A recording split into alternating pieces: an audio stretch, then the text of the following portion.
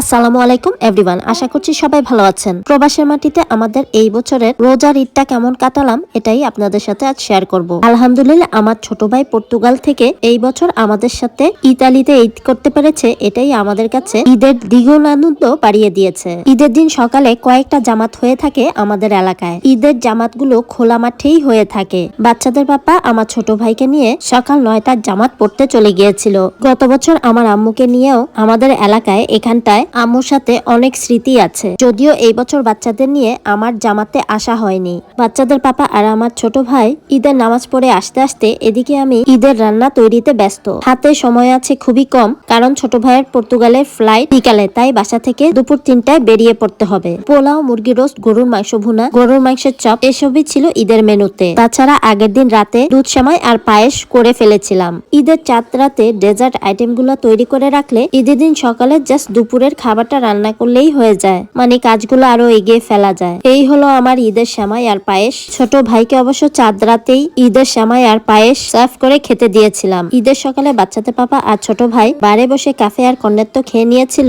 তার আগে নামাজে যাওয়ার আগেও মিষ্টি মুখ করে গিয়েছিল। রান্না বান্না শেষে ঝট করে আমরা ঈদের জামা কাপড় পরে তৈরি হয়ে নিয়েছি আর চলে এলাম বাসার কাছের পার্কে। গত বছরের ঠিক এই জায়গাটায় আম্মুকে নিয়ে সপরিবার মিলে ফটোশুট করে নিয়েছিলাম।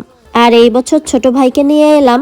এদিকে আমার ছেলে মেয়ে সারা সাহিরকে কিছু ফটোশুট করার চেষ্টা করছিলাম। সাহিরের পাঞ্জাবিটা সান্তাস কালেকশন পেজ থেকে, মানে আমার ক্লথিং বিজনেস পেজ থেকে, আর আমার মেয়ে সারার ড্রেসটা ইংল্যান্ড থেকে ওর ফুপু পাঠিয়েছে। গেল বছর বাচ্চাদের পাপা যখন ইংল্যান্ডে গিয়েছিল, বাচ্চাদের পাপার হাতে দিয়ে দিয়েছিল ড্রেসগুলা।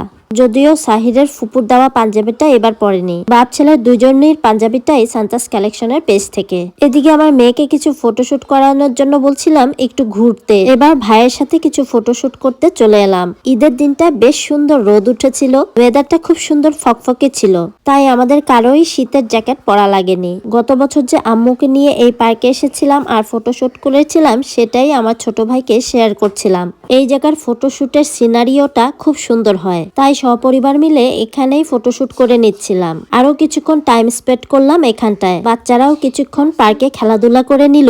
এলাকার বাইরে দূরে কোথাও গেলে বাসায় গিয়ে খাওয়া দাওয়া করে দেন ভাইয়ের ফ্লাইট ধরতে ধরতে দেরি হয়ে যাবে, তাই এলাকার বাইরে আর কোথাও ঘুরতে যাওয়া হয়নি। আমার আম্মা ছোট বন্ধুটাও অনেক বেশি এক্সাইটেড ছোট ভাই আমাদের সাথে ঈদ করতে পারার জন্য। পুরো পরিবার মিলে একসাথে ঈদ করতে কবে পারবো তা জানি না। আমরা যারা প্রবাসে থাকি আর ভাই বোন এক একজন এক এক দেশে থাকি, তাদের জন্য অনেক টাফ হয়ে যায় ঈদের ওকেশন গুলাতে পুরো পরিবার একসাথে জয়েন করার। যখন ভাগ্যে থাকবে তখনই একসাথে মিট করতে পারবো। তারপরও আলহামদুলিল্লাহ ভাই বোন ইউরোপে থাকলে মিট হওয়ার চান্স অনেক বেশি থাকে। এদিকে আমার টুনটুনি পাখিরা বসে আছে, সেই ফাঁকে ওদের আরেকটু ফটোশুট করে নিচ্ছিলাম। এবার বাড়ি চলে যাওয়ার পালা। বাই দ্য ওয়ে, আমার এই সুন্দর পার্সটা এইবার ঈদ উপলক্ষে আমার ছোট ভাই কার্পিসা থেকে গিফট করেছিল।